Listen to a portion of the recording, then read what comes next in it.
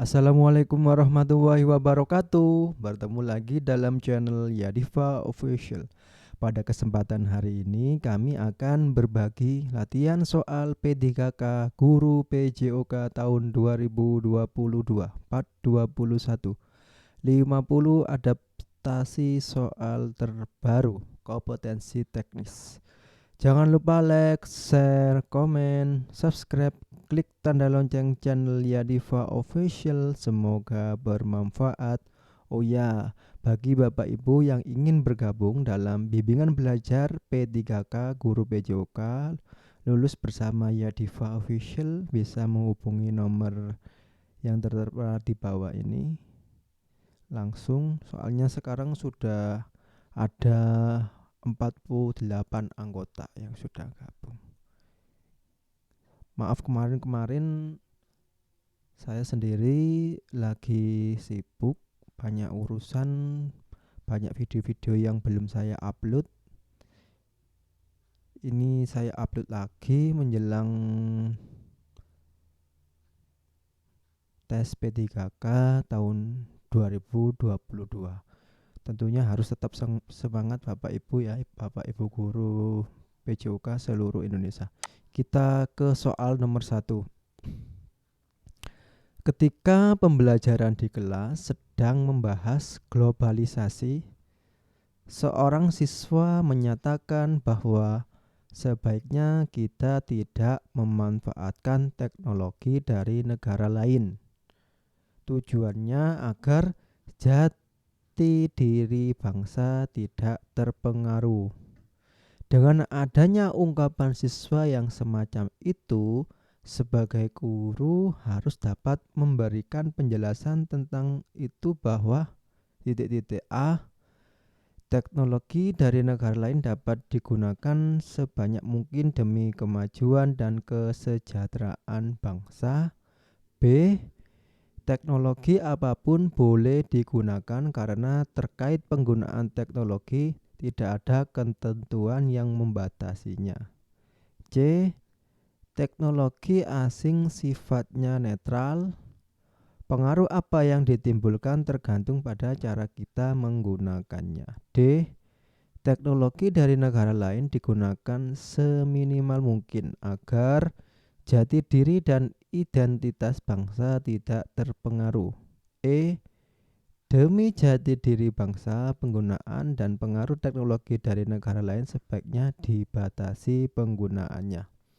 Jawabannya apa Bapak Ibu? Bisa dijawab sendiri dulu. Oke, jawaban yang paling benar adalah E. Demi jati diri bangsa, penggunaan dan pengaruh teknologi dari negara lain sebaiknya dibatasi penggunaannya. Pembahasan sudah jelas karena ada kata kunci jati diri. Ini Bapak Ibu ya, jati diri. Dan saya juga mengucapkan selamat bagi Bapak Ibu yang sudah lulus P3K tahap 1, tahap 2. Tentunya agar tetap mendukung channel ini dengan cara share ke saudara-saudara atau teman-teman yang membutuhkan tentunya materi P3K Guru PJOK. Kita lanjut ke nomor 2 Bapak Ibu ya. Selaku guru PJOK di SMP Candi Anom, Pak Anton akan melakukan tes kebugaran jasmani Indonesia untuk mengukur kebugaran jasmani peserta didik putri.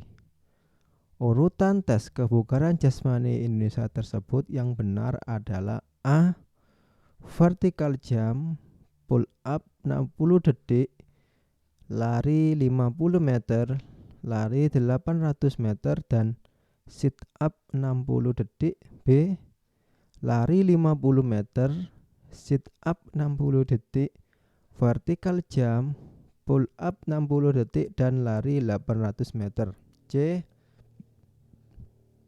pull up 60 detik, lari 50 meter, sit up 60 detik, lari 800 meter, dan vertical jump. D, sit up 60 detik, vertical jump, pull up 60 detik, lari 50 meter dan lari 800 meter. E. Lari 50 meter, pull up 60 detik, sit up 60 detik, vertical jump dan lari 800 meter. Yang mana jawabannya Bapak Ibu bisa dijawab terlebih dahulu. Oke, jawaban yang paling benar adalah E Bapak Ibu ya. Kata kuncinya di sini kan tingkat SMP dan untuk peserta didik putri. Sudah jelas tingkat SMP itu diawali dari yang putri ya, yang usia putri ya. 50 meter, pull up 60 detik, sit up 60 detik sama lari vertical jump dan lari 800 meter. Ini untuk putri Bapak Ibu ya. Ini untuk laki-laki. Sudah jelas? Kita lanjut ke nomor 3. Guru menggunakan animasi untuk menjelaskan prinsip mengapung pada materi renang. Merupakan penerapan teknologi pedagogi konten knowledge dalam domain titik-titik dan cocok untuk siswa yang bergaya belajar titik-titik lah. A. Upaya memahami peserta didik dan kinestetik. B. Pengelolaan pembelajaran dan auditory. C. Mempresentasikan data dan visual. D. Rancangan kurikulum dan auditory. E. Memahami materi pembelajaran dan visual. Yang mana jawabannya Bapak Ibu? Ini yang di titik ini yang diisi ya, yang dicari. Oke, jawaban yang paling benar adalah E. TPAJK dalam domain memahami materi pembelajaran dan cocok untuk siswa yang bergaya belajar visual. Kan ada penggunaan animasi. Animasi kan berupa gambar yang bergerak kan ya, berarti visual. Kan dalam gaya belajar itu ada 3. Yang pertama auditory, suka mendengar, visual, suka melihat, dan kinestetik, suka bergerak. Kita lanjut ke soal nomor 4. Ada kalanya dalam pembelajaran terdapat beberapa siswa yang mendapatkan nilai kurang dari ketuntasan hasil belajar yang ditetapkan oleh sekolah atau KKM sekolah. Berdasarkan dengan kondisi yang ditemukan tersebut, keputusan yang sebaiknya diambil oleh guru PJOK sesuai dengan nilai-nilai kebenaran dan keadilan adalah A. Memberikan kesempatan mengulang kepada semua siswa untuk memperbaiki nilai di sepanjang tahun pelajaran berjalan. B.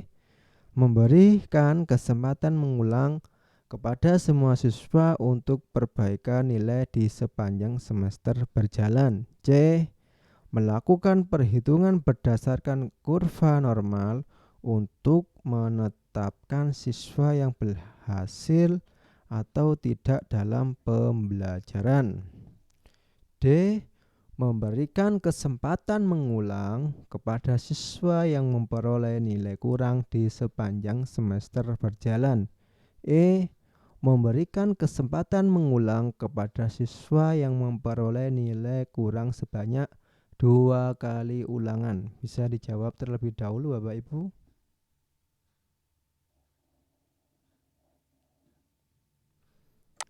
Oke, jawaban yang paling benar adalah D. Memberikan kesempatan mengulang kepada siswa yang memperoleh nilai kurang di sepanjang semester berjalan.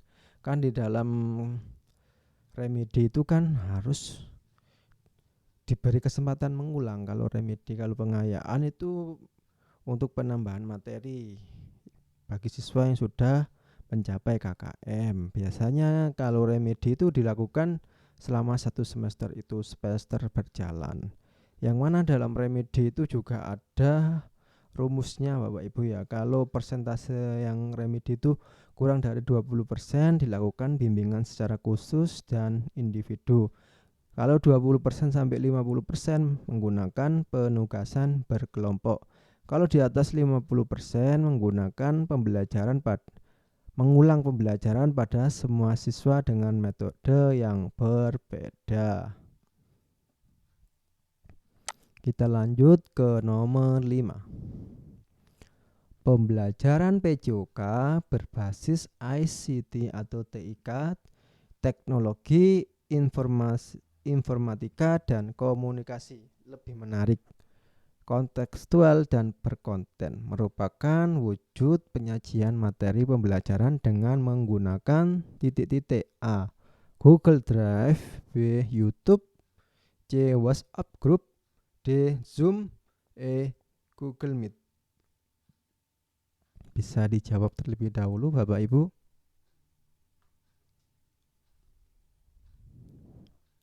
Oke, jawaban yang paling benar adalah B. YouTube. Pembahasan ya. Pembelajaran PJOK berbasis ICT atau TIK yang menarik, kontekstual dan berkonten, yaitu YouTube. Yang dimana manfaat penggunaan ICT dalam rangka mendukung pelaksanaan pembelajaran adalah meningkatkan kualitas pembelajaran, memperluas akses terhadap pendidikan dan pembelajaran, membantu memvisualisasikan ide-ide abstrak, dan mempermudah pemahaman materi yang sedang dipelajari, menampilkan materi pembelajaran menjadi lebih menarik, dan memungkinkan terjadinya interaksi antara pembelajaran dengan materi yang sedang dipelajari. Kita lanjut ke soal nomor 6. Aktivitas ritmik sangat mengandalkan keserasian antara gerakan tubuh dengan irama. Nada atau bunyi yang mendasari struktur irama disebut dengan A. Ketukan, B. Pola irama, C. Birama musik, D. Aksen, dan E. Suara. Bisa dijawab terlebih dahulu Bapak Ibu. Oke, jawaban yang paling benar adalah A. Ketukan. Yang mana ketukan adalah nada atau bunyi yang mendasari struktur irama. Ini elemen-elemennya Bapak Ibu bisa dibaca sendiri ya. Kalau kita di pembelajaran bimbingan belajar itu tiap hari ada soal di grup Telegram, ada grup kuis dan ada grup pembahasan. Tiap 1 minggu sekali itu ada Zoom meeting. Zoom meeting itu juga ada latihan tryout sebanyak 100 sampai 50 soal bisa dikerjakan. Silakan bagi Bapak Ibu yang berminat bisa gabung di bimbingan belajar P3K bersama ya Diva Official. Tentunya bagi Bapak Ibu yang guru PJOK ya atau guru olahraga. Kita lanjut ke nomor 7. Proses mengidentifikasi tentang kemajuan-kemajuan yang diperoleh ataupun kekurangan serta hambatan-hambatan yang masih dihadapi oleh guru beserta peserta didik merupakan sebuah proses dalam penelitian tindakan kelas atau yang trennya disebut PTK, dilakukan pada tahap A. Identifikasi permasalahan, B. Observasi, C. Berkolaborasi, D. Tindakan awal, dan E. Refleksi. Yang mana jawabannya Bapak Ibu bisa dijawab terlebih dahulu. Jawaban yang paling benar adalah diidentifikasi permasalahan. Sebenarnya di soal-soal itu sudah ada kata kuncinya ya. Ini proses mengidentifikasi, berarti ada diidentifikasi permasalahan. Yang mana mengidentifikasi dan merumuskan masalah itu ada di plan. Menganalisis masalah juga ada di plan. Plan itu apa? Perencanaan. Merumuskan hipotesis tindakan juga ada di plan. Membuat rencana tindakan dan pemantauannya juga ada di plan. Melaksanakan tindakan dan mengamati adalah action dan observation. Mengolah dan menafsirkan data juga action. Kita lanjut ke nomor 8. Seorang guru merancang pembelajaran bola basket dengan model permainan umpan bola dalam kelompok.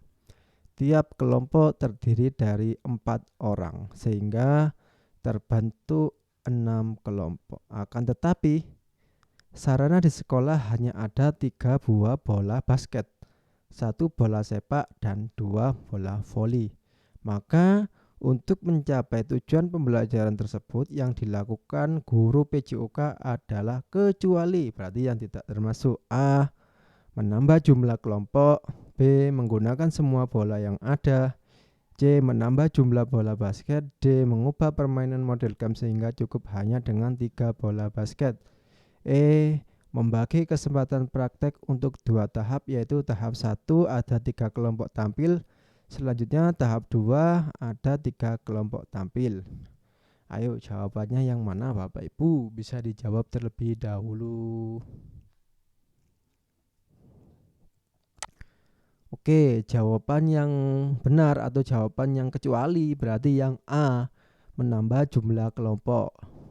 Mengapa kok jawabannya salah, menambah jumlah kelompok? Kan ini sudah bolanya ada 3 buah kelompok, 3 buah. 1 bola sepak dan 2 bola voli. Nanti kalau ditambah kelompok lagi otomatis butuh bola banyak. Berarti tidak tepat jawabannya.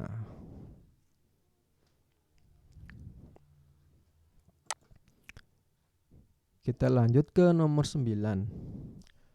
Substansi pendekatan pembelajaran bagi peserta didik kelas awal sekolah dasar melalui apa? A. Aktivitas bermain, B. Aktivitas gerak atletik, C. Pengenalan gerak, D. Pengenalan aktivitas akuatik, E. Kegiatan di luar ruangan. Lah, yang mana jawabannya Bapak Ibu? Bisa dijawab terlebih dahulu. Oke, jawaban yang paling benar untuk sekolah dasar ya, kelas awal atau kelas 1 berarti harus diberi pengenalan guru, pengenalan gerak dulu Bapak Ibu. Jangan langsung ke permainan atau ke gerak spesifiknya. Nanti takutnya kan masih kelas rendah awal ya, berarti harus diberi pengenalan dulu. Substansi itu apa sih yang harus dilakukan, yang tepat dilakukan, atau pendekatan yang tepat dilakukan, namanya substansi. Kita lanjut ke nomor 10. Pak Wahyu, setelah melihat hasil nilai peserta didik, dapat diambil kesimpulan ada yang lulus KKM dan ada yang belum lulus KKM. Program pengayaan dalam pembelajaran PJOK diberikan kepada A. Peserta didik yang belum mencapai KKM, B. Peserta didik yang belum menguasai tugas gerak yang diajarkan, C. Peserta didik yang sudah mencapai KKM, D. Peserta didik yang hampir mencapai KKM, E. Peserta didik yang kurang menguasai tugas gerak yang diajarkan. Nah, bisa dijawab terlebih dahulu Bapak Ibu.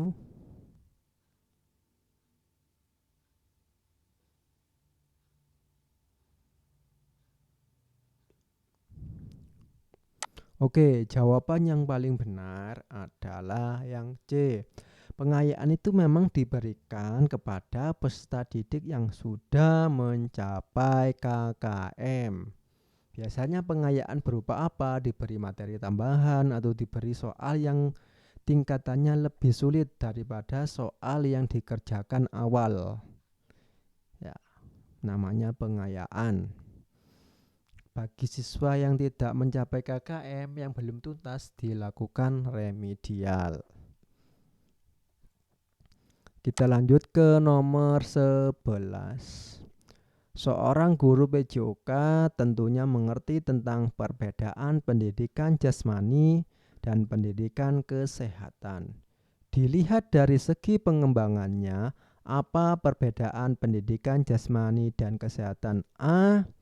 Pendidikan jasmani diarahkan untuk mengembangkan individu anak secara menyeluruh, sedangkan pendidikan kesehatan untuk mencapai perubahan perilaku individu, keluarga, dan masyarakat dalam membina dan memelihara perilaku sehat untuk mewujudkan derajat kesehatan optimal. B. Pendidikan jasmani membentuk bagian tubuh tertentu sesuai dengan fungsi kecabangan yang dikembangkan secara optimal. Sedangkan pendidikan kesehatan tercapainya perubahan perilaku individu, keluarga, dan masyarakat dalam membina dan memelihara perilaku hidup sehat. C. Pendidikan jasmani menitik beratkan pada sistem penilaian final score. Sedangkan pendidikan kesehatan menitik beratkan pada penilaian gain score untuk menilai hasil belajar anak. D. Pendidikan jasmani dirancang sebagai kebutuhan anak, sedangkan pendidikan kesehatan dirancang untuk mencapai intensitas kerja fisik sehingga melebihi kemampuan optimal. E. Pendidikan jasmani membentuk bagian tubuh tertentu dengan fungsi kecabangan yang dikembangkan, sedangkan pendidikan kesehatan merubah perilaku individu, keluarga, dan masyarakat untuk perilaku hidup sehat. Yang mana jawabannya Bapak Ibu, perbedaan penjas dan pendidikan kesehatan dilihat dari segi pengembangannya.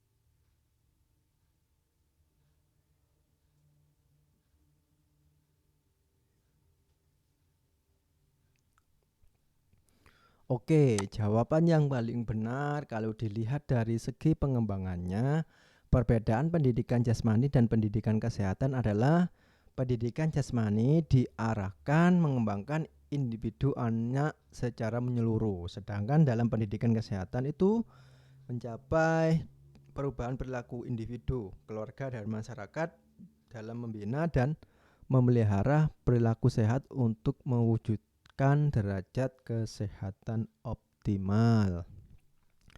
Memang harus jeli kita melihatnya, jangan langsung dijawabkan. Ini memang arahnya penjas dan pendidikan kesehatan. Kita lanjut ke nomor 12. Manakah pernyataan di bawah ini yang merupakan perbedaan pendidikan jasmani dan pendidikan kesehatan ditinjau dari tujuannya? Kalau ditinjau dari tujuannya, memang dalam pendidikan jasmani itu untuk mencetak individu dalam upaya untuk mencegah penyakit. Kan dengan melakukan aktivitas jasmani dapat mencegah penyakit dan untuk meningkatkan kesehatan melalui kebugaran yang didapat dari aktivitas itu. Sedangkan dalam pendidikan kesehatan mengubah perilaku individu atau masyarakat di bidang kesehatan untuk mencapai hidup sehat. Ya. Kita ke soal 13. Proses perubahan pada diri manusia yang ada hubungannya dengan tercapainya tujuan kesehatan perseorangan dan masyarakat merupakan salah satu dari pengertian pendidikan kesehatan. Manakah pilihan di bawah ini yang sesuai dengan pernyataan tersebut? A. Proses perubahan perilaku individu dalam kelompok masyarakat dengan perubahan budaya hidup sehat dalam kehidupan sehari-hari. B. Terjadi proses ke arah yang lebih tahu dan lebih baik tentang kesehatan pada diri individu dan kelompok masyarakat. C. Proses perubahan perilaku dan data laksana seseorang berupa pemberian materi kesehatan kepada orang lain yang menyebabkan perubahan perilaku. D. Terjadi proses transfer dan prosedur pengetahuan tentang kesehatan dari individu ke individu lain yang menyebabkan perubahan perilaku. E. Proses belajar yang berpengaruh secara menguntungkan terhadap kebiasaan hidup sehat individu dalam lingkungan masyarakat. Hubungannya dengan tercapai tujuan kesehatan perseorangan dan masyarakat. Yang mana jawabannya Bapak Ibu?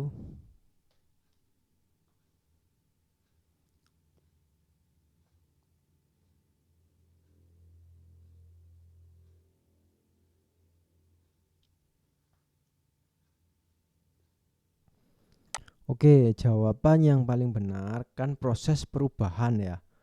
Tujuannya untuk kesehatan dan perseorangan dan masyarakat. Pendidikan kesehatan, yang mana dalam pendidikan kesehatan itu kan memang perubahan dari proses ke arah yang lebih tahu dan lebih baik tentang kesehatan pada diri individu dan kelompok masyarakat. Ya, berarti jawabannya yang B. Kita lanjut ke nomor 14. Salah satu perbedaan antara pendidikan jasmani dan pendidikan olahraga adalah ditinjau dari materi yang disiapkan. Manakah perubahan berikut yang sesuai dengan pernyataan tersebut? A. Materi penjas dikembangkan sebagai sarana untuk mencapai prestasi optimal, sedangkan pendidikan olahraga sarana membentuk pertumbuhan dan perkembangan totalitas subjek. B. Materi penjas tidak dipaksakan melainkan disesuaikan dengan kemampuan anak, sedangkan pendidikan olahraga cenderung dilaksanakan untuk mencapai prestasi optimal. C. Materi penjas cenderung berbasis klasikal yang sesuai dengan kemampuan untuk peserta didik, sedangkan pendidikan olahraga sarana mencapai prestasi optimal. D. Materi penjas cenderung dipaksakan untuk mencapai prestasi optimal, sedangkan pendidikan olahraga tidak dipaksakan melainkan disesuaikan dengan kemampuan anak. E. Materi penjas dikembangkan sebagai sarana membentuk pertumbuhan dan perkembangan peserta didik, sedangkan pendidikan olahraga sarana untuk mencapai prestasi optimal. Ya, perbedaan penjas dan pendor ditinjau dari materi yang disiapkan. Yang mana jawabannya Bapak Ibu? Bisa dijawab terlebih dahulu.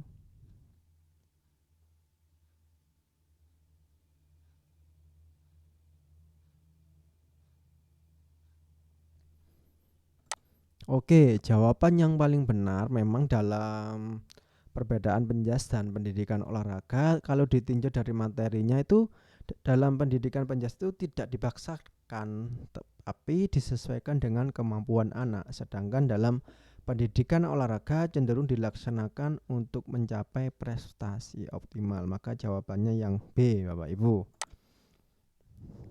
Kita lanjut ke nomor 15. Guru PJOK memberikan kesempatan peserta didik untuk mengamati, membaca, dan mengembangkan sebanyak mungkin pengetahuan yang telah diperoleh dari berbagai mata pelajaran.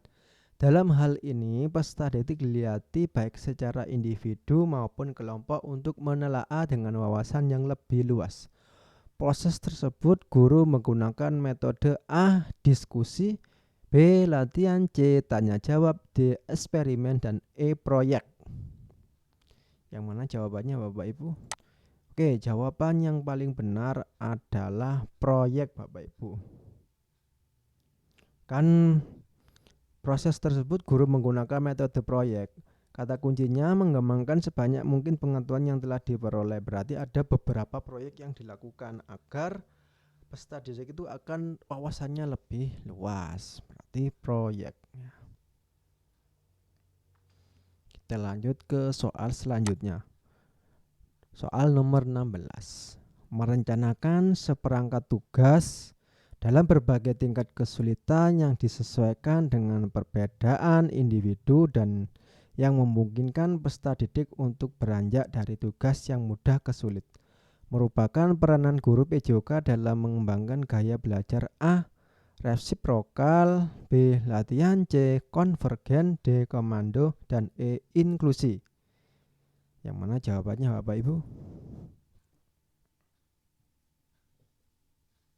Oke, jawaban yang paling benar adalah yang E ya Bapak Ibu ya, yang E tadi, inklusi.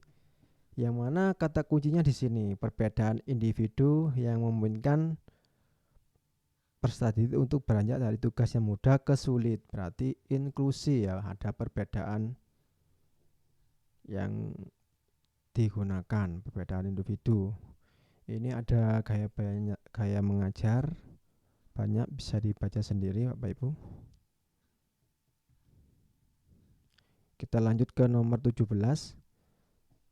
Seorang guru PJOK akan menganalisis nilai dengan cara mengelompokkan hasil nilai harian peserta didik berdasarkan kompetensi dasar tiap materi ajar. Guru melakukan hal tersebut tujuan utamanya untuk A. Menyusun laporan kemajuan hasil belajar untuk kenaikan kelas. B. Mengukur, mengetahui pencapaian kompetensi peserta didik. C. Memperbaiki proses pembelajaran. D. Menyusun laporan kemajuan hasil belajar harian. E. Menyusun laporan kemajuan hasil belajar akhir semester. Yang mana jawabannya Bapak Ibu? Oke, jawaban yang paling benar kalau mengelompokkan nilai harian berdasarkan KD tiap materi ajar berarti untuk perbaikan proses pembelajaran ya. Untuk memperbaiki proses pembelajaran tiap satu kali pertemuan. Kita lanjut ke nomor 18. Peserta didik cenderung kurang semangat dan kurang termotivasi dalam mengikuti proses pembelajaran senam lantai. Tema yang sesuai akan digunakan oleh guru PJOK dalam memecahkan masalah di atas melalui penelitian tindakan kelas adalah, ini ditanya judul ya, atau pokok bahasan yang sesuai dengan PTK. A. Peningkatan hasil belajar senam lantai melalui penerapan metode pembelajaran A. B. Perbandingan metode A dan metode B terhadap hasil belajar senam lantai. C. Upaya pemberian motivasi melalui metode A terhadap hasil belajar senam lantai. D. Hubungan antara metode dan motivasi terhadap hasil belajar senam lantai. E. Pengaruh metode pembelajaran A dan motivasi terhadap peningkatan hasil belajar senam lantai. Oke, dijawab terlebih dahulu Bapak Ibu yang mana jawabannya.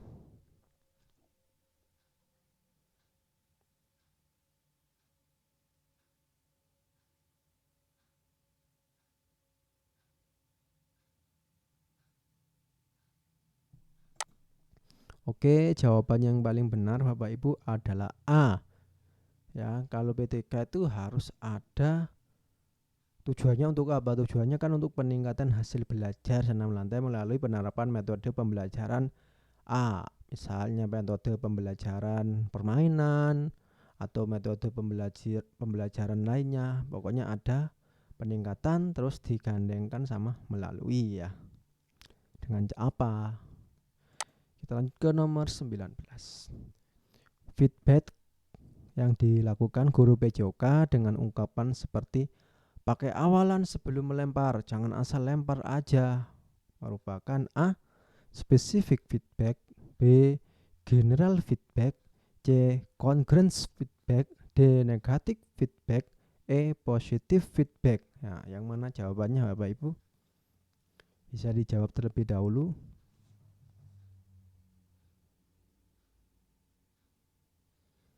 Oke, jawaban yang paling benar adalah negatif feedback. Karena ini kan terlalu kasar kan ya, pakai awalan sebelum melempar, jangan asal lempar saja, termasuk negatif feedback. Ungkapan yang diberikan guru PJOK tapi tidak bagus. Kita lanjut ke nomor 20. Sebagai peserta didik, baik secara individu maupun kelompok, diberi tugas oleh guru PJOK untuk melakukan praktik gerak berirama dengan variasi dan modifikasi yang dikembangkan sendiri secara bebas untuk menilai konsep belajar mandiri autonom learning yang diterapkan oleh guru PJOK tersebut adalah dengan penilaian A diri, B tugas, C proyek, D kinerja, dan E otentik. Bisa dijawab terlebih dahulu Bapak Ibu. Oke, jawaban yang paling benar adalah otentik. Yang mana di dalam penilaian otentik itu menilai 3 ranah sikap, 3 ranah yaitu sikap, pengetahuan, dan keterampilan. Dengan penilaian otentik ini kompleks, bisa menilai 3 aspek ini ya, 3 ranah ini. Yang mana sikap, pengetahuan, dan keterampilan. Kita lanjut ke nomor 21. Materi ajar senam lantai berupa rangkaian gerak kopsten roll depan dan diakhiri sikap kapal terbang, termasuk materi dengan tingkat kesulitan yang tinggi untuk peserta didik SMP atau sekolah menengah pertama. Untuk memudahkan pemahaman gerakan kepada peserta didik, selain dengan demonstrasi, guru menggunakan bantuan gambar-gambar bergerak atau foto gerakan. Video yang dimaksud. Proses pembelajaran yang berbasis TIK yang dilakukan di atas termasuk memanfaatkan A. media visual, B. media verbal, C. media gambar, D. media animasi, dan E. media multimedia. Lah, yang mana jawabannya Bapak Ibu? Bisa dijawab terlebih dahulu. Oke, jawaban yang paling benar adalah penggunaan multimedia, berarti yang E, karena jawaban E ini menaungi jawaban A, B, C, D ini.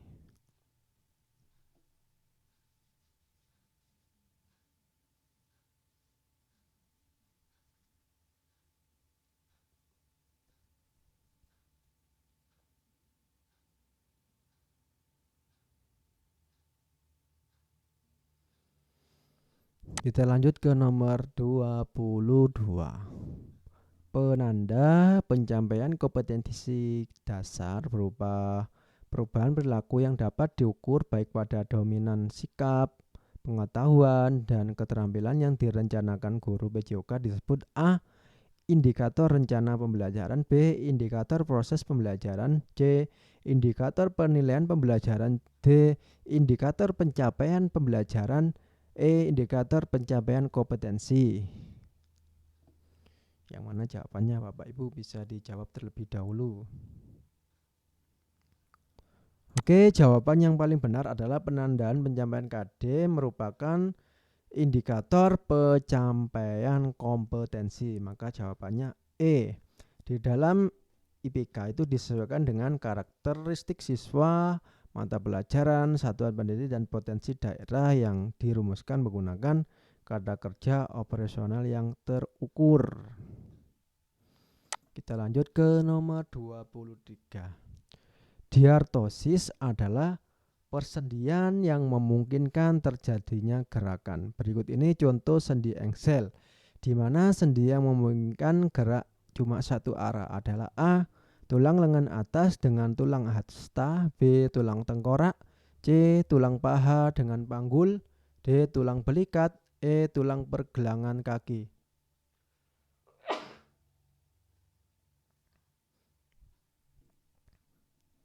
Yang mana jawabannya Bapak Ibu? Jawabannya adalah yang A ya, tulang lengan atas dengan tulang lengan hasta ini ada sendi engsel Bapak Ibu. Untuk pembahasan bisa dibaca sendiri Bapak Ibu.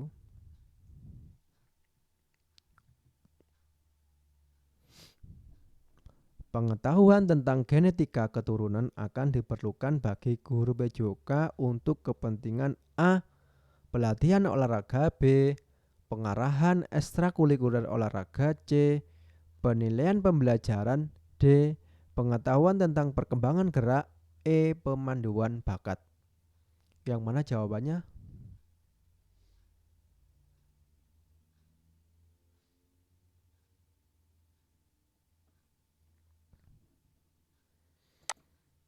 Oke, jawaban yang paling benar adalah pemanduan bakat.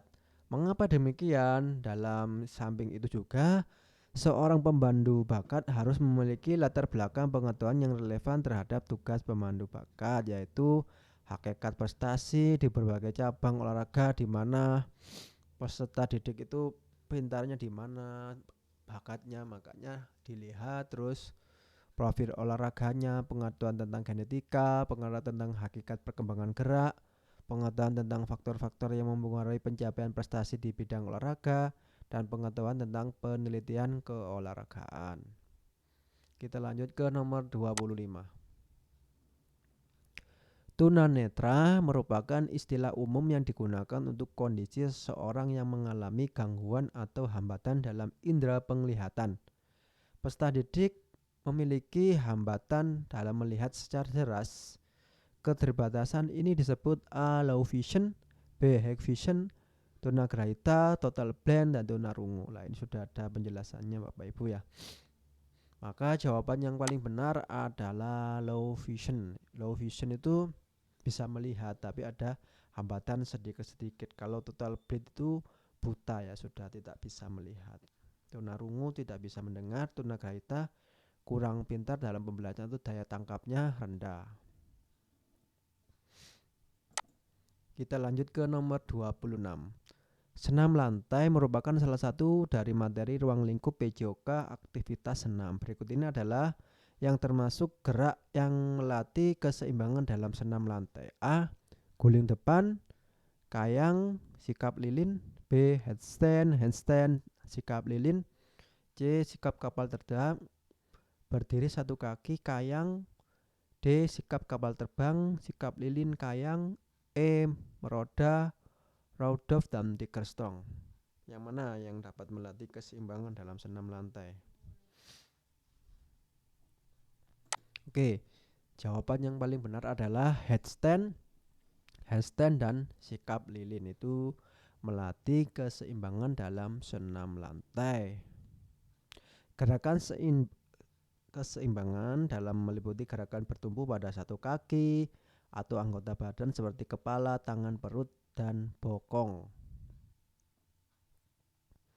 Kita lanjut ke nomor 27. Salah satu upaya untuk dapat meningkatkan kebugaran jasmani yaitu dengan latihan senam aerobik. Salah satu bentuk latihan aerobik gerakan low impact, berarti intensitas rendah, adalah A.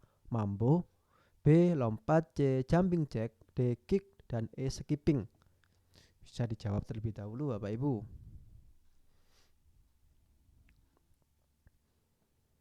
Oke, jawaban yang paling benar adalah mambo. Low impact adalah gerakan dengan intensitas sedang atau rendah, dihasilkan dari gerakan langkah, jalan step, misalnya gerakan mambo. Kalau lompat sampai jumping jack dan keep skipping itu adalah gerakan high impact.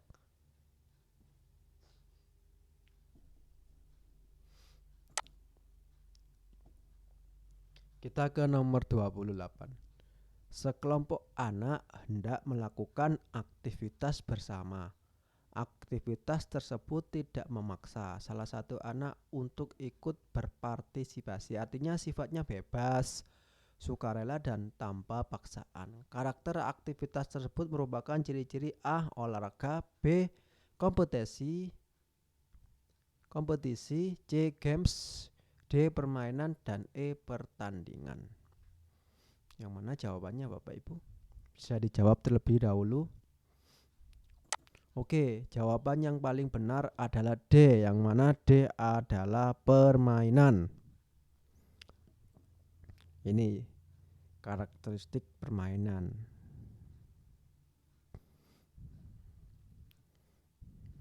Kita lanjut ke nomor 29.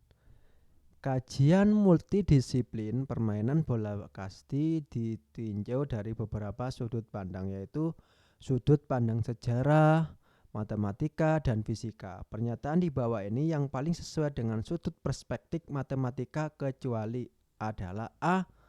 Permainan bola kasti dimainkan oleh dua regu, yaitu masing-masing regu terdiri dari 12 orang pemain.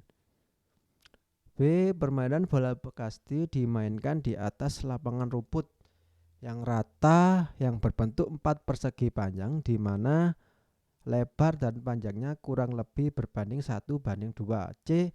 Di atas lapangan terdapat sebuah tiang hinggap untuk pertolongan pelari sehingga tiang pertolongan dan 2 buah tiang hinggap bebas yang terdapat pada bagian akhir lapangan disebut tiang bebas. D. Dalam permainan bola kasti, lapangan yang digunakan menurut Sumitro 1991 halaman 20 memiliki 2 ukuran masing-masing berbentuk 30 x 60 meter dengan ruang pemukul dan ruang bebas menjadi 30 sampai 65 meter, dan untuk ukuran lapangan yang terbesar dan ukuran yang terkecil adalah 30 x 45 meter dengan ruang pemukul menjadi 30 x 50 meter. E. Karena setiap pola gerakan menggunakan energi atau tenaga yang efisien dan mencapai hasil atau sasaran yang dituju atau efektif serta terhindar dari cedera dalam melakukan gerakan. Maka yang mana jawabannya Bapak Ibu? Bisa dijawab terlebih dahulu.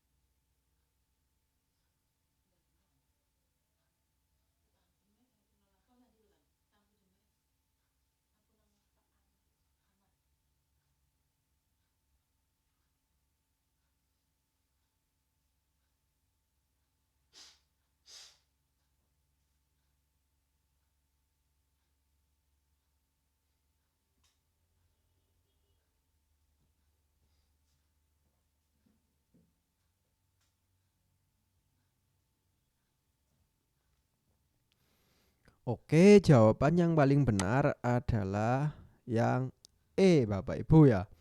Kan karena opsi A, B, C, D ini perspektif matematika. Kalau di E itu perspektif fisika, Bapak Ibu. Karena ada energi dan ada tujuan efektifnya ya. Ini sudah ada penjelasannya Bapak Ibu. Kita lanjut ke soal selanjutnya. Soal nomor 30.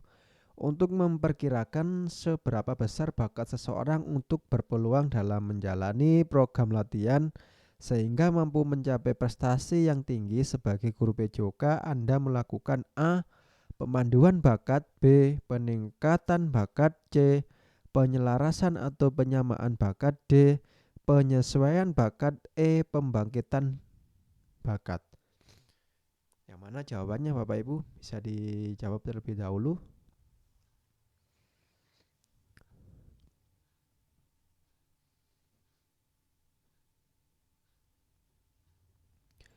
Jawaban yang paling benar adalah pemanduan bakat, yang mana pemanduan bakat itu tujuannya untuk mencari atlet atau memperkirakan seberapa besar bakat seseorang untuk berpeluang menjalani program latihan yang tentunya program latihan olahraga sehingga mampu mencapai prestasi yang optimal dalam bidang olahraga atau prestasi yang tinggi.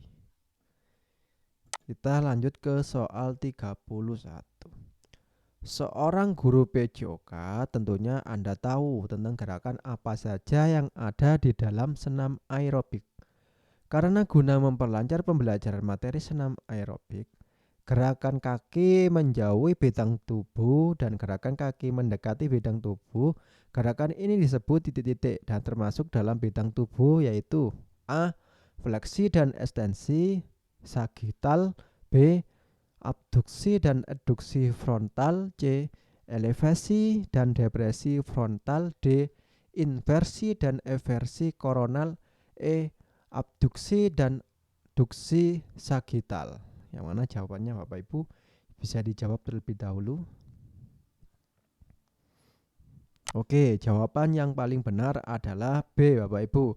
Yang mana gerakan menjauhi bidang tubuh itu namanya abduksi ya. Abduksi. Kalau gerakan mendekati bidang tubuh itu eduksi. Ini termasuk dalam bidang tubuh frontal Bapak Ibu. Bidang tubuh frontal. Sagital ya membedakan bidang tubuh menjadi kiri dan kanan. Kalau frontal membagi depan belakang, depan dan belakang. Kalau transversal membagi bidang tubuh menjadi atas dan bawah. Frontal. Gerakan pada bidang sagital, fleksi, ekstensi, dorsofleksi, pantarfleksi. Gerakan pada bidang frontal, adduksi, abduksi ya. Elevasi, depresi, inversi, eversi, protraksi, retraksi. Gerakan pada bidang transversal, rotasi, pronasi, supinasi. Gerakan pada bidang gabungan multiplanar, sirkumduksi, oposisi. Kesimpulan ya, ini bisa dibaca sendiri Bapak Ibu. Oke, kita lanjut ke soal selanjutnya. 32. Terjadinya cedera saat aktivitas gerak pada peserta didik. Hendaklah guru PJOK memperhatikan ciri-ciri terjadinya cedera antara lain rubor, tumor, kalor, dolor, dan fungsionalisasi. Ciri-ciri yang muncul pada cedera kalor ditandai dengan A. Terjadinya peningkatan suhu pada area bagian tubuh yang terjadi cedera. B. Terjadinya pembengkakan pada area bagian tubuh yang cedera. C. Terjadinya rasa sakit yang berlebihan pada area bagian tubuh yang terjadi cedera. D. Terjadinya perubahan warna atau memerah pada area bagian tubuh yang cedera. E. Terjadi nyeri yang terasa pada daerah yang mengalami infeksi. Bisa dijawab terlebih dahulu Bapak Ibu.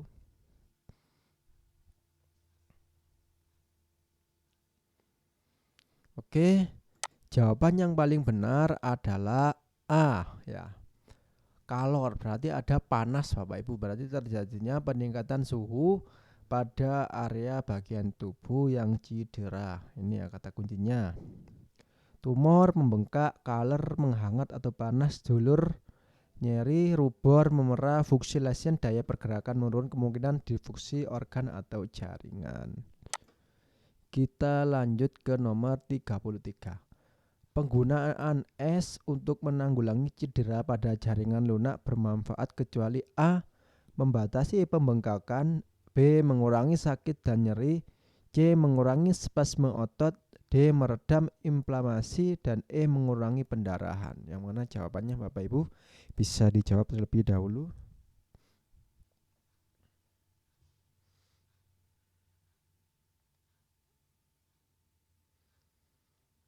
Oke, jawaban yang paling benar adalah yang E ya, yang kecuali. Yang bukan manfaat penggunaan mengurangi pendarahan, bukan ya. Pembahasan. Secara umum, manfaat penggunaan es pada cedera jaringan lunak adalah membatasi pembengkakan, inflamasi, mengurangi nyeri, mengurangi spasme otot. Pemberian es merupakan salah satu tindakan dalam penanganan cedera setelah istirahat dengan metode rest, yaitu rest, ice compression, dan elevation. Kalau rest diistirahatkan, es diberi es, compression diberi tekanan, dan elevation dinaikkan agar darah itu kembali ke jantung. Bisa dibaca terlebih dahulu banyak ini. 34.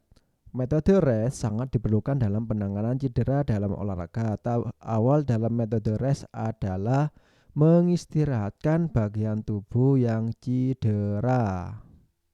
Kalau menurunkan bagian tubuh yang cedera ini bukan termasuk rest. Sudah jelas Bapak Ibu ya. Kita lanjut ke nomor 35.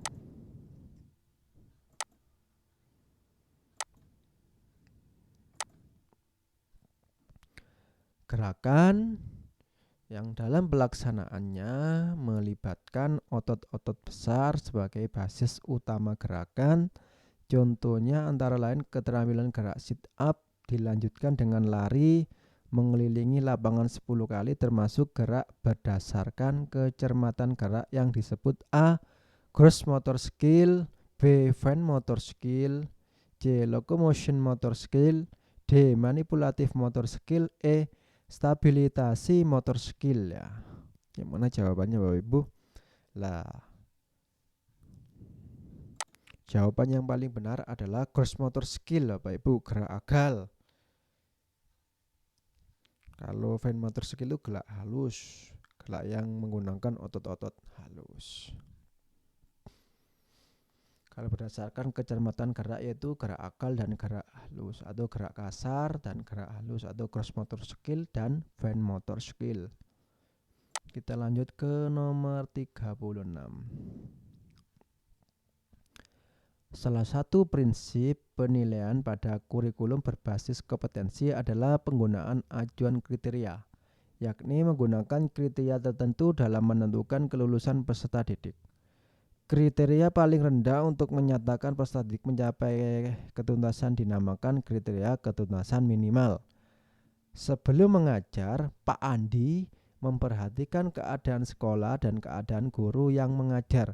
Apa yang dilakukan Pak Andi merupakan salah satu dasar pertimbangan penentuan nilai KKM BJOK. Kegiatan ini merupakan pertimbangan terhadap aspek A. Daya dukung, B. Inteks siswa, C. Kompleksitas, D. Kompetensi dasar, dan E. Tujuan pembelajaran. Yang mana jawabannya Bapak Ibu? Bisa dijawab terlebih dahulu.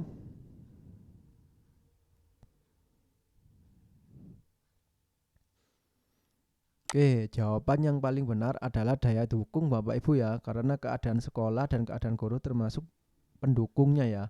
KKM itu dirumuskan setidaknya dengan memperhatikan 3 aspek, yaitu karakteristik peserta didik atau inteks siswa, karakteristik mata pelajaran atau kesulitan materi, kompetensi, kondisi satuan pendidikan, daya dukung ya.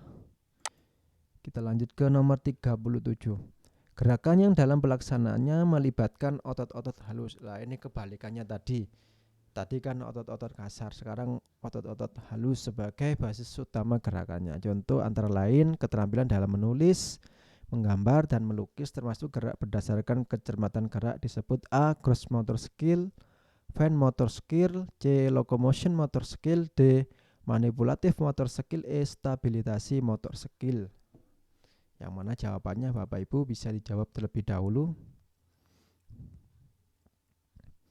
Oke, jawaban yang paling benar adalah fine motor skill atau gerak halus. Gerak berdasarkan kecermatan gerak ada 2, yaitu gerak akal dan gerak halus.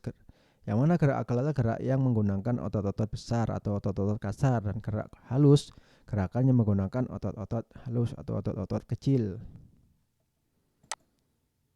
Kita lanjut ke nomor 38.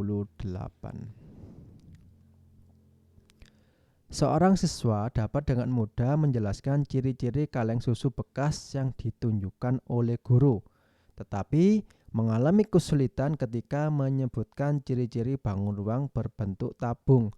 Mengapa hal di atas terjadi pada siswa tersebut dikaitkan dengan tahap perkembangan kognitif menurut Piaget? Adalah A.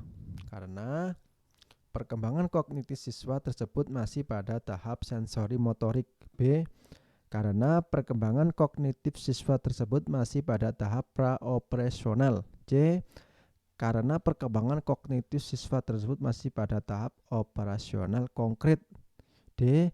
Karena perkembangan kognitif siswa tersebut telah mencapai tahap operasional formal. E. Karena perkembangan kognitif siswa tersebut masih pada tahap interrelasional. Ayo Bapak Ibu bisa dijawab terlebih dahulu yang mana jawabannya.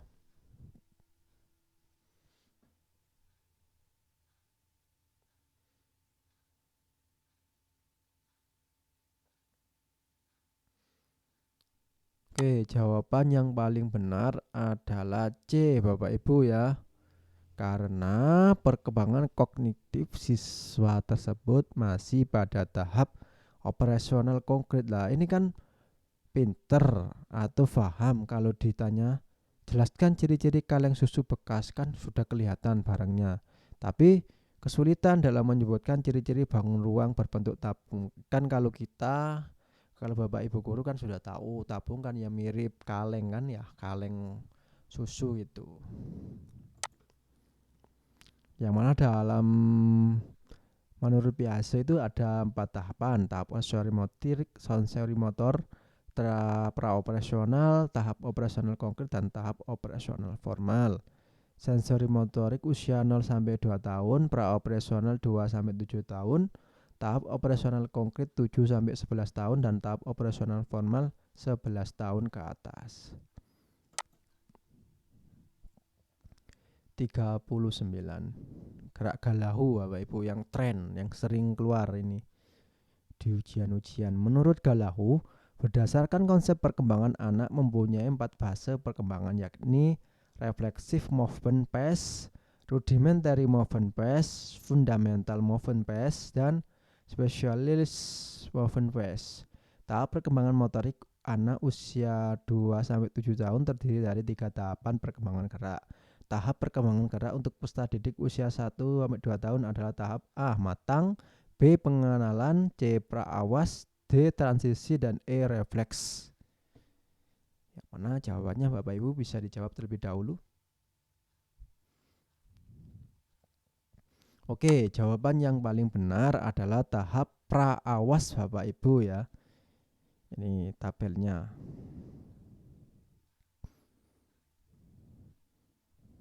Bisa dipahami sendiri Bapak Ibu ya tabelnya. Kita lanjut ke nomor 40. Menurut Galahu, berdasarkan konsep perkembangan anak mempunyai 4 fase perkembangan, yakni reflexive movement phase, rudimentary movement phase, fundamental movement phase, specialist movement phase. Tahap perkembangan motorik anak usia 2-7 tahun terdiri dari 3 tahapan perkembangan gerak. Tahap perkembangan gerak untuk peserta didik usia 4-5 tahun adalah tahap A. Matang, B. Pengenalan, C. Dasar, D. Transisi, dan E. Refleks. Nah, setelah melihat tabel tadi Bapak Ibu pasti sudah paham. Oke, jawaban yang paling benar adalah tahap dasar Bapak Ibu ya. 4-5 tahun tahap dasar, yaitu tingkat prasekolah atau tingkat TK Bapak Ibu ya. Kita lanjut ke nomor 41. Pada materi atletik lompat jauh, sesaat peserta didik melakukan tolakan pada balok tumpuan dengan keras agar tercipta lompatan yang jauh. Tentunya ada sebab dan akibatnya. Aktivitas ini merupakan pencapaian hukum fisika yang disebut dengan A. Newton 1, B. Newton 2, C. Newton 3, D. Newton 1 dan 2, E. Newton 2 dan 3. Yang mana jawabannya Bapak Ibu bisa dijawab terlebih dahulu. Oke, jawaban yang paling benar adalah Newton 3. Mengapa? Karena ada aksi dan reaksi ya. Kan ini semakin keras ke balok tumpuan, semakin keras juga lompatannya Bapak Ibu ya. Kalau Newton 1 diam bergerak dan Newton 2 ada perubahan kecepatan atau percepatan. Kita lanjut ke nomor 42. Pelaksanaan pembelajaran yang cenderung membuat siswa bekerja dengan temannya dan memberikan umpan balik kepada temannya itu berdasarkan kriteria yang ditentukan oleh guru. Hakikatnya, siswa bekerja sama dengan teman, menerima umpan balik langsung, mengikuti kriteria yang dirancang guru, mengembangkan umpan balik, dan keterampilan bersosialisasi. Pendekatan pembelajaran tersebut merupakan gaya mengajar A. Resiprokal, B. Komando, C. Periksa diri, D. Latihan, dan E. Penemuan terbimbing. Yang mana jawabannya Bapak Ibu itu ditanyakan gaya mengajar. Jawabannya yang A Bapak Ibu ya, resiprokal, karena ada bekerja sama, berarti ada 1-2 anak yang bekerja sama dan saling memberikan umpan balik. Gaya mengajar ya, bisa dibaca sendiri Bapak Ibu. Banyak ini.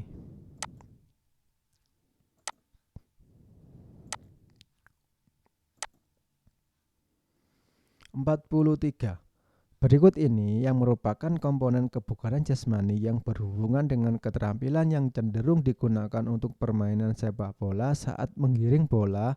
Agar dapat menggiring bola dengan cara zigzag adalah A. Kelincahan, B. Daya tahan jantung paru, C. Kekuatan, D. Komposisi tubuh, dan E. Keseimbangan. Yang mana jawabannya Bapak Ibu bisa dijawab terlebih dahulu. Jawaban yang paling benar adalah kelincahan Bapak Ibu ya. Karena dalam menggiring bola dengan cara zigzag adalah yang diperlukan adalah kelincahan. Yang ini komponen kebugaran jasmani Bapak Ibu ya. Yang berhubungan dengan kesehatan itu daya tahan jantung dan paru, komposisi tubuh, fleksibilitas, kekuatan dan daya tahan otot. Kalau yang kebugaran jasmani yang berhubungan dengan keterampilan, kecepatan, reaksi, daya ledak, kelincahan, keseimbangan, koordinasi dan ketepatan. Ini sering muncul di dalam ujian Bapak Ibu. Kita lanjut ke nomor 44. Meningkatkan daya tahan kardiovaskuler, kapasitas individu untuk melakukan aktivitas yang berat sesuai terus-menerus dalam waktu yang relatif lama. Merupakan fungsi penjas dari aspek A. Neuromuskuler, B. Organik, C. Perseptual, D. Emosional, dan E. Sosial. Yang mana jawabannya Bapak Ibu? Bisa dijawab terlebih dahulu. Jawaban yang paling benar adalah B atau organik ya. Fungsi pendidikan jasmani aspek organik menjadikan fungsi sistem tubuh menjadi lebih baik sehingga individu dapat memenuhi tuntutan lingkungannya secara memadai serta memiliki landasan untuk pengembangan keterampilan, meningkatkan kekuatan yaitu jumlah tenaga maksimum yang dikeluarkan oleh otot, meningkatkan daya tahan yang kemampuan otot atau kelompok untuk menahan kerja dalam waktu yang lama, meningkatkan daya kardiovaskuler, meningkatkan fleksibilitas. Ini ada aspek neuromuskuler, aspek perseptual, aspek kognitif, aspek sosial dan aspek emosional. Kita lanjut ke nomor 45. Mengembangkan gerak manipulatif merupakan fungsi pendidikan jasmani dari aspek A. Neuromuskuler, B. Organik, C. Perseptual, D. Emosional, dan E. Sosial. Yang mana jawabannya Bapak Ibu? Bisa dijawab terlebih dahulu. Oke, jawaban yang paling benar adalah yang A. Neuromuskuler. Kita lihat.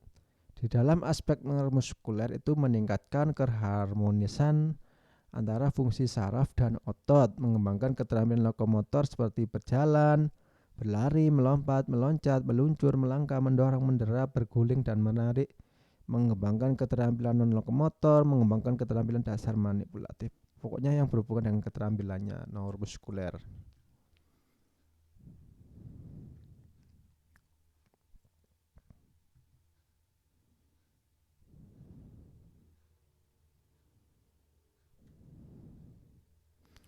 Kita lanjut ke nomor 46. Senam lantai merupakan salah satu dari materi luang lingkup PJOK aktivitas senam. Berikut ini adalah yang termasuk gerak yang melatih keseimbangan dalam senam lantai. Contohnya headstand, handstand, sikap lilin. Pola gerak dominan yang cocok digunakan adalah A. Static, B. Rotation, C. Locomotion, D. Swing, dan E. Spring. Yang mana jawabannya Bapak Ibu?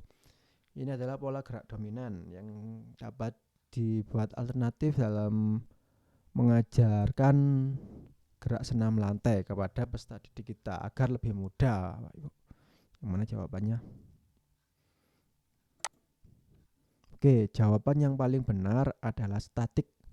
Mengapa statik? Karena handstand dan sikap lilin kan menjaga keseimbangan. Berarti kan diam, statik diam, spring lompatan, swing ayunan, locomotion berpindah, dan rotation berputar. Kita lanjut ke soal selanjutnya nomor 47. Salah satu upaya untuk dapat meningkatkan kebugaran jasmani dengan latihan senam aerobik. Salah satu bentuk latihan aerobik dengan gerakan high impact kecuali adalah A. Mambo, B. Lompat, C. Jumping jack, D. Kick, dan E. Skipping. Nah, ini yang termasuk high impact kecuali, berarti yang ditanyakan yang low impact Bapak Ibu. Yang mana jawabannya? Oke, jawaban yang paling benar adalah mambo, karena mambo itu termasuk dalam gerakan low impact. Kalau gerakan high impact, lompat, jumping jack, kick, skipping. Kita lanjut nomor selanjutnya, 48. Kombinasi dan variasi dalam gerak manipulatif dalam bola basket termasuk dalam ruang lingkup: A. Permainan dan olahraga. B. Aktivitas senam. C. Aktivitas pengembangan. D. Aktivitas ritmik. Dan E. Aktivitas air. Yang mana jawabannya Bapak Ibu? Bisa dijawab terlebih dahulu. Oke, jawaban yang paling benar adalah ruang lingkup permainan dan olahraga. Ruang lingkup mapel PJOK meliputi aspek-aspek sebagai berikut: aktivitas permainan dan olahraga, aktivitas pengembangan, aktivitas senam, aktivitas ritmik, aktivitas air, dan kesehatan. Kita lanjut ke nomor 49. Salah satu cabang ilmu dari bidang fisika yang mempelajari gerakan dan perubahan bentuk suatu materi yang melibatkan oleh gangguan mekanik yang disebut gaya. Uraian di atas merupakan pengertian dari A. Miologi, B. Osteologi, C. Antropologi, D. Biomekanika, E. Kinesiologi. Yang mana jawabannya Bapak Ibu? Oke, jawaban yang paling benar adalah biomekanika.